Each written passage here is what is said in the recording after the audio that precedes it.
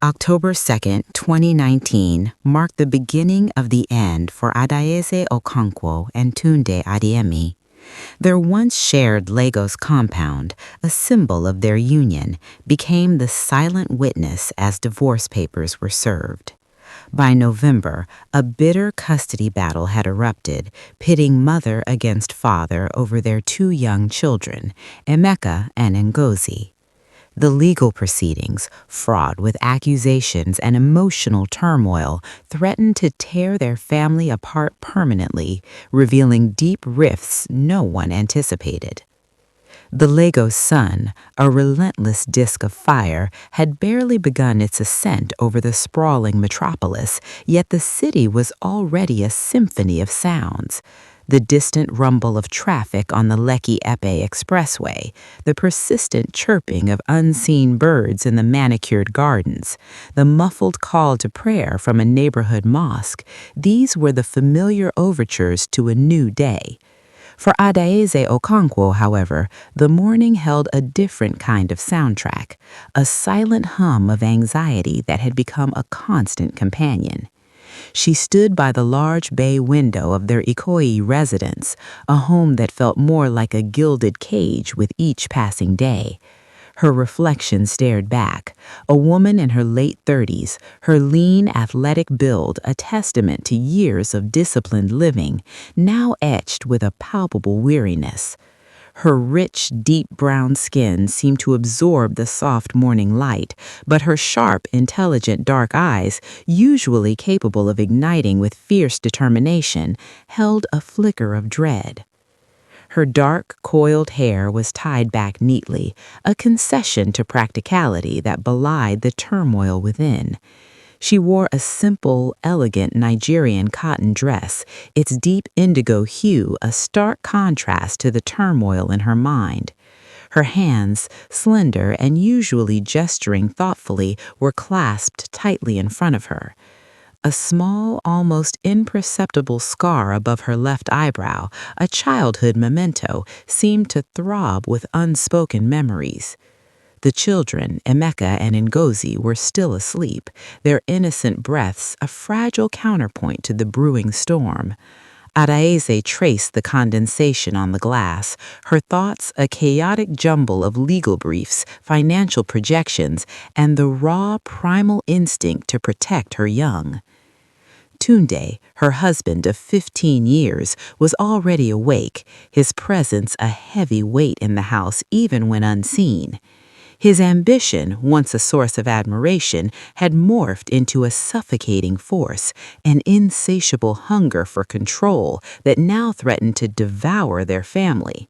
She remembered the early days, the shared dreams whispered under the Lagos stars, the promise of a life built on mutual respect and shared success.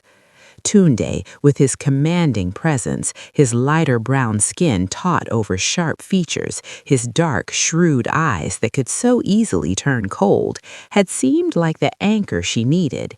He was a man who projected an image of success, always in expensive suits, his right hand bearing a heavy gold signet ring, a constant symbol of his burgeoning empire. But the ambition had curdled, his focus shifting from building a life with her to accumulating power and possessions, with their children becoming mere pawns in his elaborate game. The legal documents spread across the polished mahogany desk in the study downstairs were a stark reminder of the chasm that had opened between them. Adaeze had engaged a top law firm, determined to secure sole custody of Emeka and Ngozi, to carve out a safe haven for them, free from Tunde's increasingly controlling influence. Her objective was clear: independence, dignity, and the unwavering well-being of her children. This wasn't just about a divorce, it was about reclaiming her own life and ensuring her children had a chance at a happy, unfettered future. The thought of Tunde's cold eyes narrowing in defiance, his deep voice issuing pronouncements that dismissed her feelings and her rights, sent a shiver down her spine. He viewed their children not as individuals with their own nascent hopes and fears, but as extensions of his legacy, instruments of his power. His rise from humble beginnings in Ibadan had instilled in him a deep-seated fear of losing control, a belief that wealth and power were the only true measures of love and respect. Adaeze knew her fight would be arduous, pitting her maternal resilience against Tunde's formidable financial empire and his deep-seated pride. She took a deep breath, the humid Lagos air thick with the scent of jasmine and exhaust fumes. She had to be strong, for Emeka, who flinched at every raised voice, his wide, apprehensive eyes reflecting the tension in the house. For Ngozi, her bright, inquisitive daughter, whose innocent laughter was slowly being muted by the constant discord. This quiet morning, bathed in the deceptive calm of a dawning day, was merely the fragile pause before the inevitable legal battles, the emotional onslaught, and the unraveling of a dream that had once promised so much. The dawn, which held such heavy implications for Adaeze, was, for her children, merely the end of a night disturbed by whispers and the subtle tension that had permeated their grand Ikoyi home for months. Emeka, at 8 years old, was a sensitive soul. His dark brown eyes, wide and often holding a look of apprehension, seemed to absorb the unspoken anxieties of the household. He was of slight build, appearing a little smaller than his peers, and his dark, curly hair was usually a disheveled testament to his preoccupation with his own inner world. He often clutched a small, well-loved toy car, its plastic worn smooth by countless anxious hands. This morning, the familiar sounds of the city seemed louder, more intrusive, as if echoing the arguments he'd overheard and the strained silences that had replaced laughter. He lay in his large, immaculately made bed, the expensive linens doing little to comfort him. His small body felt a knot of dread, a constant reminder that the happy stability he craved was fracturing. He remembered bedtime stories, his father's booming voice reading tales of adventure, his mother's gentle humming. Now his father was often away on business trips that stretched into weeks, and his mother's smile seemed brittle, her eyes often distant and sad. He yearned for the days when his parents didn't speak in clipped, tense sentences, when the air in the house didn't crackle with unspoken resentments. His objective was simple, yet seemingly unattainable, for things to go back to how they were. He wanted the shouting to stop, the hurried departures, the hushed, tearful phone calls his mother made when she thought he wasn't listening. He saw the legal papers on his mother's desk, the stern faces of lawyers during brief, awkward meetings. He didn't understand the words custody or divorce, but he understood the fear. Ngozi, his younger sister, was only 6, but she possessed an uncanny awareness of the shifting dynamics. Her laughter, usually bright and infectious, had become more hesitant, her playful energy tempered by the emotional climate. She often clung to Adaeze, her small hand a constant fixture on her mother's arm, seeking reassurance that seemed increasingly scarce. Ngozi had started having nightmares, waking up crying for her mother, her small face contorted with a fear she couldn't articulate. She missed her father's visits, which had become less frequent and more perfunctory, marked by forced smiles and a palpable impatience from Tunde. She sensed the battle lines being drawn, the subtle ways her parents were trying to win her over with gifts and exaggerated displays of affection that felt hollow. Adaeze tried her best to shield them, to maintain a semblance of normalcy. She read them stories, prepared their favorite meals, and engaged them in games. But the weight of her own impending legal battle cast a long shadow. She knew Tunde would fight them, that he would use his considerable resources to paint her as unfit, to twist her desire for independence into a narrative of selfishness. He had already begun subtle tactics, questioning her parenting in front of the children, reminding them of his financial provision, planting seeds of doubt about their mother's stability. Adeze's primary objective was their protection, but she knew she couldn't completely insulate them from the harsh realities of the legal process.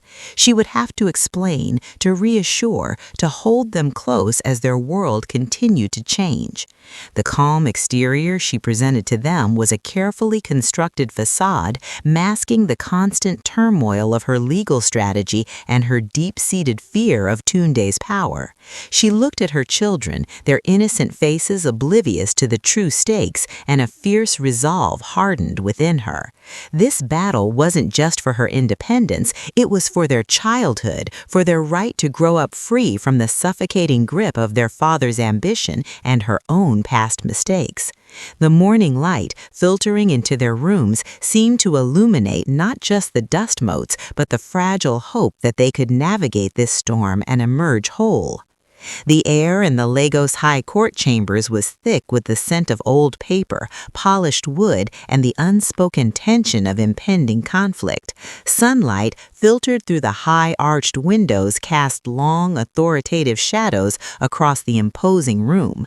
This was the formal battlefield where Adaeze Okonkwo, fueled by a fierce maternal protectiveness, would confront the formidable power of her estranged husband, Tunde Adeyemi.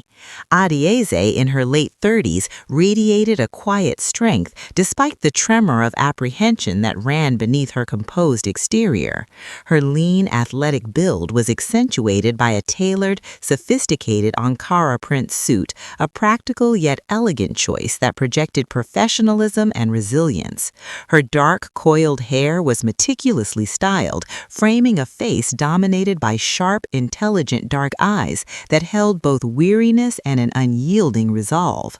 The almost imperceptible scar above her left eyebrow seemed to draw attention to the focused intensity of her gaze. She clutched a slim leather portfolio, her knuckles white, her slender hand steady despite the internal storm. Beside her sat her legal counsel, a sharp, impeccably dressed woman named Mrs. Alaba Davies, whose reputation for tenacity preceded her. Across the room, Tunde Adeyemi held court, his commanding presence filling the space. In his early 40s, his tall, solid build seemed even more imposing in his expensive, perfectly tailored charcoal gray suit. His lighter brown skin appeared taut over sharp features, and his dark, shrewd eyes swept over the room, assessing, calculating, his characteristic frown etched between his brows. The heavy gold signet ring on his right hand glinted under the courtroom lights as he gestured dismissively towards Adaeze. His own legal team, led by a formidable senior advocate of Nigeria, surrounded him, their faces a mask of professional detachment. The children, Emeka and Ngozi, were absent from this initial procedural hearing, a small mercy Adaeze clung to. She knew the psychological toll of witnessing their parents locked in such adversarial combat would be immense.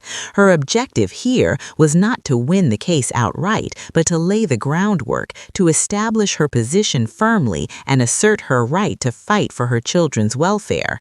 She had spent sleepless nights poring over affidavits, financial records, and custody precedents. Her medical training and pattern recognition now applied to the intricacies of family law. She knew Tunde's strategy to leverage his wealth and influence to portray her as emotionally unstable or financially incapable, using their shared assets as leverage. He viewed this as a battle of control, a personal affront to his ego. His backstory, one of overcoming humble beginnings in Ibadan through sheer force of will and a ruthless pursuit of success, informed his every move. He equated control with love, and Adaze's demand for divorce and sole custody was a direct threat to his carefully constructed legacy. Presiding over the proceedings was Justice Babatunde, a distinguished man in his late 50s. His average height, receding salt and pepper hair and round face, marked by thoughtful lines, belied the sharp intellect and unwavering integrity that defined his tenure on the bench. His deep, calm brown eyes, magnified slightly by spectacles perched low on his nose, missed nothing. Dressed in the solemn traditional robes of the Nigerian judiciary, he emanated an aura of quiet authority. He listened intently, his hands resting calmly on his desk, his presence a reminder that the law, however imperfect, was the ultimate arbiter. The initial exchanges were procedural, the filing of motions, the setting of dates, the preliminary statements of intent. Yet beneath the formal language, the battle lines were drawn. Tunde's counsel argued for extensive visitation rights, hinting at concerns about Adaze's emotional capacity to manage the children alone, a thinly veiled attempt to undermine her. Adaze's lawyer, Mrs. Davies, countered with a firm assertion of Adaze's primary caregiver role and the need for stability, implicitly referencing Tunde's increasing absence and emotional distance. Adaeze met Tunde's gaze across the room, a silent acknowledgement passing between them. The dream they had once shared was irrevocably shattered, replaced by a bitter legal war fought over the futures of their children. The weight of her decision, the isolation she often felt, the sheer audacity of challenging a man like Tunde pressed down on her. But as she looked at her legal brief, her resolve solidified. She was Adaeze Okonkwo, mother, doctor, and now a warrior fighting for her children's right to a stable, loving future. The courtroom, with its somber grandeur, was merely the first stage in a long, arduous journey. The divorce proceedings had cast a long, dark shadow over Adaze's life, amplifying the distance she felt from Tunde and the fear for her children's future. In an attempt to understand the deep-seated roots of Tunde's controlling nature, Adaeze decided to visit Ibadan, the city where his ambition had first taken flight. It was a pilgrimage into the past, a search for clues to the man he had become, and perhaps a way to anticipate his next moves in the escalating custody battle. Adaeze drove herself, the familiar Lagos traffic gradually giving way to the wider, more worn highways leading north. The landscape shifted from dense urban sprawl to open plains dotted with scattered settlements, the air growing drier, the sun beating down with an unyielding intensity. Ibadan, a city teeming with life and history, unfolded before her, a vibrant tapestry of commerce, tradition, and enduring resilience. She navigated the bustling streets, the shouts of street vendors, the rhythmic clang of metalworkers, the constant hum of a city deeply rooted in its own identity. Tunde's family home, she learned from discreet inquiries, was in a more established, older part of the city, a modest but sturdy structure that spoke of a family that had prioritized substance over ostentation. She found the house, a two-story building painted a faded ochre, its once proud facade now showing signs of age. The compound was neat, with a small, well-tended garden, a testament to the meticulous nature she knew Tunde possessed. A woman, Tunde's aunt, Mama Bolanle, a matriarchal figure in her late 60s with kind eyes and a firm handshake, welcomed Adaeze with a mixture of surprise and cautious hospitality. She was a solid-built woman, her gray hair meticulously braided, her face lined with the wisdom of years. She wore a simple, traditional wrapper and blouse. Adaeze, presenting herself not as Tunde's estranged wife, but as a concerned individual seeking to understand Tunde's upbringing, gently probed for insights. Mama Bolanle, initially reserved, began to speak of Tunde's father, a man whose stern demeanor and relentless emphasis on strength and financial success had shaped young Tunde's formative years. Your father-in-law, Mama Bolanle recounted, her voice a low murmur, was a man who believed hardship built character and that a man's worth was measured by his ability to provide and to command respect. He was not a man for softness, for sentiment. He expected Tunde to be strong, always strong, to never show weakness, and to always, always be in control. Adaeze listened intently, piecing together the narrative. Tunde's father, a successful but emotionally distant man, had instilled in his son a deep-seated fear of failure and a desperate need to maintain absolute control, not just over his environment, but over himself and those around him. This fear of losing control, Mama Balanle explained, was deeply ingrained, a response to his own father's harsh judgment and a driving force behind Tunde's relentless pursuit of wealth and power. He saw any challenge to his authority, any perceived loss of control, as a personal failing, a regression to the vulnerability he was taught to suppress. Adaeze saw the parallels clearly. Tunde's current actions, his refusal to yield in the custody battle, his obsessive protection of his assets, were not merely about greed or spite, but about a profound, almost existential fear of losing the grip he had fought so hard to establish. This understanding didn't excuse his behavior, but it offered a crucial insight into its origins. It revealed the wounded boy beneath the formidable mogul, the man driven by an insecurity so profound it manifested as an insatiable need for dominance. As Adaeze left Ibadan, the image of Tunde's childhood home, a place of stern discipline and unrelenting expectation, lingered in her mind. She knew that confronting Tunde's past was a double-edged sword.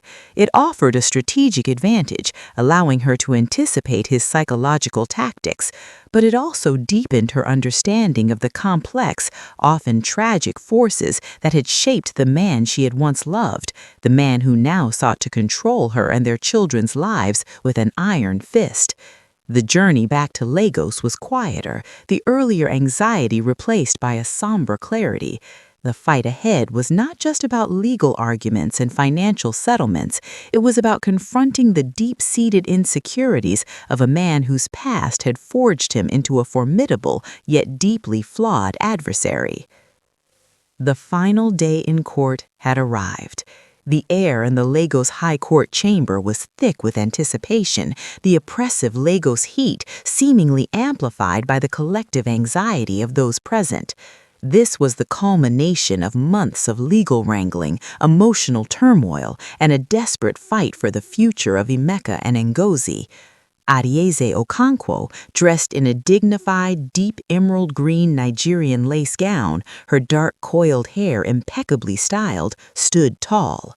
Her lean, athletic frame exuded a quiet strength, but her sharp, intelligent dark eyes held a profound vulnerability, a testament to the sleepless nights and the emotional toll of the protracted battle.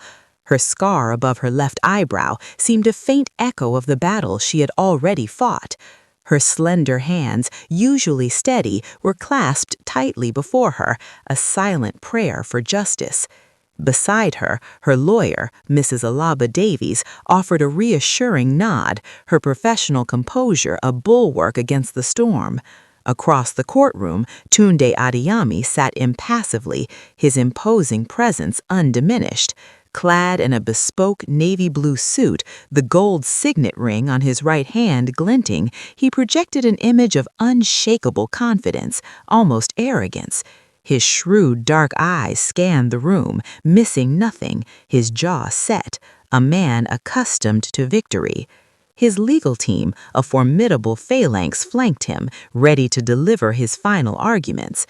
Justice Babatunde occupied his seat, the picture of judicial gravity. His calm demeanor, the thoughtful lines around his eyes, the precise way he handled the documents before him, all bespoke a man deeply aware of the profound responsibility resting upon his shoulders. He had listened to the arguments, examined the evidence, and now the weight of deciding the fate of 2 young children rested on his shoulders. This was not merely about dividing assets or assigning visitation schedules. It was about the fundamental well-being of Emeka and Ngozi. Adaeze had been granted a final opportunity to address the court directly, a moment she had both dreaded and prepared for.